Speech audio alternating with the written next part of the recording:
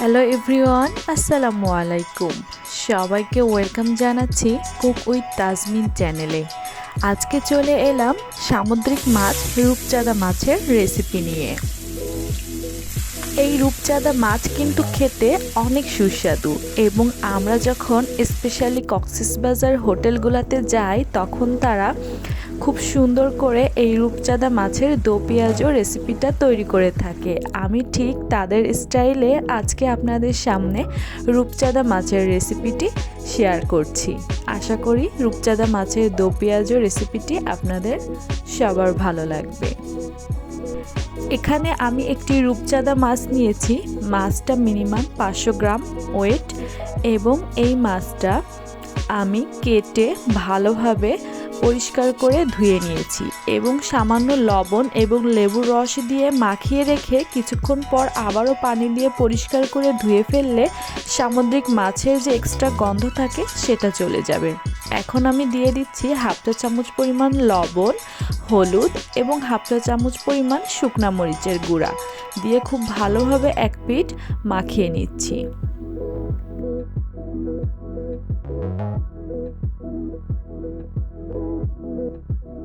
ঠিক অপর পিঠেও আমি হাফ চা চামচ করে লবণ, হলুদ এবং শুকনা মরিচের গুঁড়া দিয়ে খুব ভালোভাবে মাছটিকে ম্যারিনেট করে নিচ্ছি। আমরা সবাই জানি সামুদ্রিক মাছে রয়েছে প্রচুর পুষ্টি। এই মাছের তেল শিশুর মানসিক বিকাশের সহায়ক, শিশুর মনোযোগ বাড়াতে সাহায্য করে, উচ্চতা বাড়াতে সাহায্য করে। রূপচাঁদা মাছ আমাদের শরীরের উচ্চ রক্তচাপ, হৃদরোগ, কোলেস্টেরল নিয়ন্ত্রণ করে। এই মাছ রক্তশূন্যতা সমস্যা দূর করে, এমনকি সর্দি কাশি ও মাথা ব্যথার সমস্যাও কমায়। চুলা অন করে একটি ফ্রাই প্যান বসিয়ে দিচ্ছি এবং সেটাতে আমি 1/4 কাপ পরিমাণ সরিষার তেল দিয়ে দিচ্ছি। আপনারা চাইলে যে কোনো রান্নার রেগুলার তেল ইউজ করতে পারেন। সরিষার তেলটাকে খুব ভালোভাবে গরম করে নিয়ে তারপর আমি সেটার ভিতরে মাছগুলোকে ভেজে নিচ্ছি। মাছগুলোকে খুব কড়া করে ভাজবো না, শ্যালো ফ্রাই করে নিব।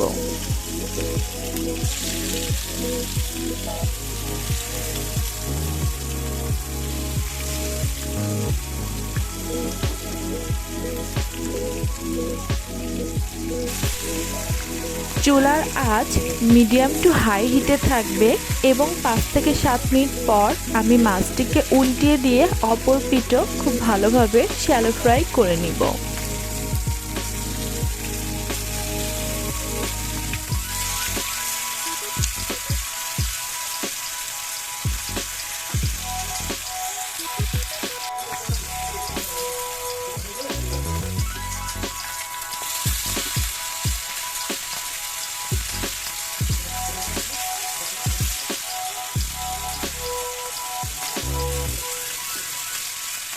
এখন দেখুন মাছের যে দাকার অংশটুকু আছে, যেগুলো ভাজতে বাকি আছে, আমি সেগুলোকেও উল্টিয়ে পাল্টিয়ে খুব ভালোভাবে ভেজে নিচ্ছি।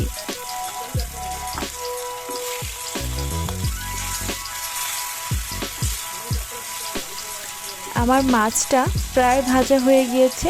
এখন আমি চুলার আঁচটি বন্ধ করে দিব এবং একে একে মাছগুলোকে আমি একটা প্লেটে উঠিয়ে নিচ্ছি।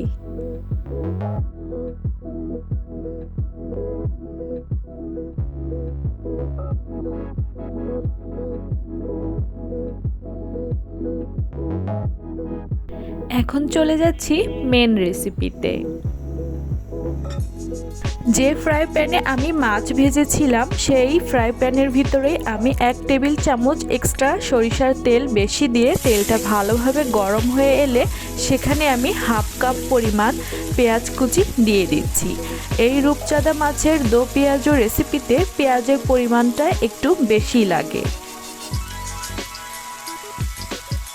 এবং এই পেঁয়াজের পরিমাণটা বেশি দেওয়ার ফলে রূপচাঁদা মাছের যে গ্রেভিটা সেটা অনেক বেশি ঘন হয়ে আসে এবং পানসে ভাব থাকে না, খেতে অনেক বেশি সুস্বাদু হয়। তেলের ভিতরে পেঁয়াজগুলোকে খুব ভালোভাবে নাড়াচাড়া করে নেওয়ার পরে এখানে আমি দিয়ে দিচ্ছি 2 চা চামচ পরিমাণ রসুন বাটা এবং 1 চা চামচ পরিমাণ আদা বাটা।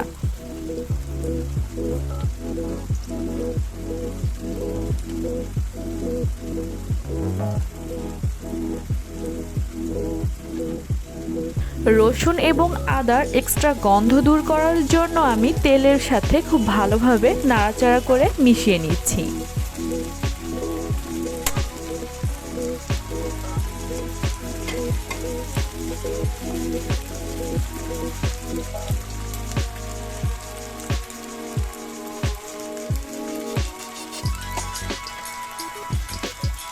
এখন এটার ভিতরে আমি অ্যাড করে দিলাম 1 চা চামচ পরিমাণ লবণ, হাফ চা চামচ পরিমাণ হলুদ গুঁড়া এবং হাফ চা চামচ পরিমাণ শুকনা মরিচের গুঁড়া।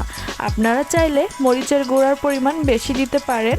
আমার যেহেতু বাচ্চা আছে, বাচ্চা এই রেসিপিটা ট্রাই করবে, এজন্য আমি কম দিলাম। দিয়ে দিচ্ছি 2 চা চামচ পরিমাণ ধনিয়ার গুঁড়া।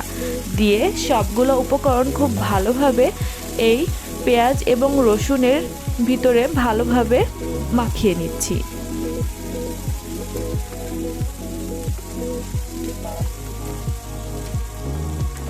যখন দেখবেন এরকম নিচে একটু লাগা লাগা ভাব, তখন আমি দিয়ে দিচ্ছি 3টা বড় সাইজের টমেটো কেটে নিয়ে দিয়ে দিলাম এবং দিয়ে দিচ্ছি 4 টুকরা কাঁচামরিচ ফালি করে। আপনারা চাইলে মরিচের পরিমাণও বাড়িয়ে দিতে পারেন। এখন টমেটোর থেকে যে এক্সট্রা পানি বার হবে, সেই পানিতেই এই পেঁয়াজগুলা খুব ভালোভাবে কষিয়ে নিব।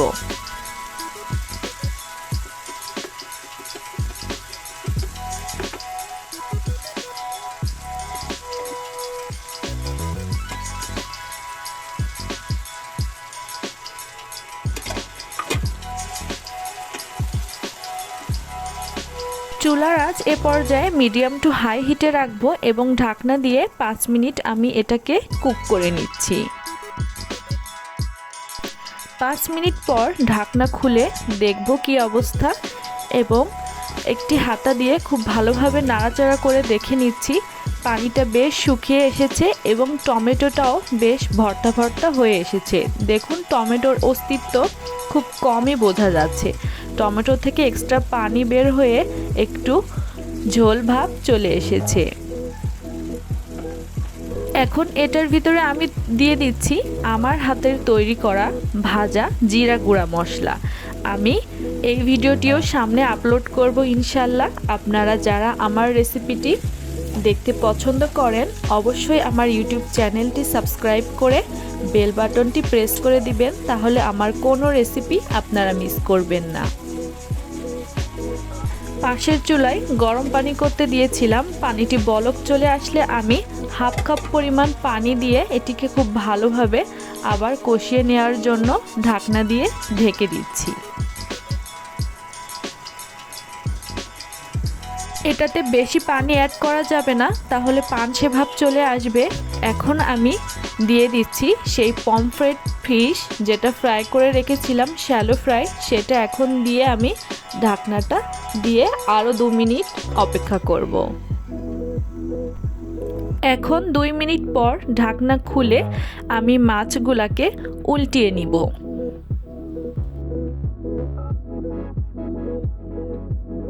যাতে করে মাছের 2 পিঠেই দোপিয়াজোর টেস্টটা পৌঁছাতে পারে। যারা এই ভিডিওটি ফেসবুক পেজ থেকে দেখছেন অবশ্যই ফেসবুক পেজটা ফলো করবেন এবং রেসিপিটি ভালো লাগলে লাইক কমেন্ট শেয়ার করতে ভুলবেন না। সব মাছগুলোকে উল্টানো হয়ে গেলে এখন আমি আবার ঢাকনা দিয়ে 2 মিনিট রান্না করে নিচ্ছি। যারা এখনও আমার ইউটিউব চ্যানেলটি সাবস্ক্রাইব করেননি ভিডিওটি দেখে চুপি চুপি চলে যাবেন না। অবশ্যই আমার ইউটিউব চ্যানেলটি সাবস্ক্রাইব করে পাশে থাকা বেল বাটনটি প্রেস করে দিবেন, তাহলে আমার কোনো রেসিপি আপনারা মিস করবেন না এবং লাইক কমেন্ট শেয়ার করে পাশে থাকবেন। 2 মিনিট পর ঢাকনাটি খুলে দেখুন ঝোলের পরিমাণ আগের থেকে কিছুটা পরিমাণে শুকিয়ে এসেছে। এখন আমি চুলার আঁচটি বন্ধ করে দিচ্ছি। আপনারা চাইলে এখানে ধনিয়া পাতা কুচি করে দিতে পারেন। আমার কাছে ধনিয়া পাতা এখন অ্যাভেলেবেল নাই। খুব অল্প সময়ে তৈরি হয়ে গেল রূপচাঁদা মাছের দো পেঁয়াজু। আপনারা মেহমান আসলে খুব ঝটপট বাসায় এই রেসিপিটি ট্রাই করতে পারেন এবং সবাই ভালো থাকবেন। আসসালামু আলাইকুম।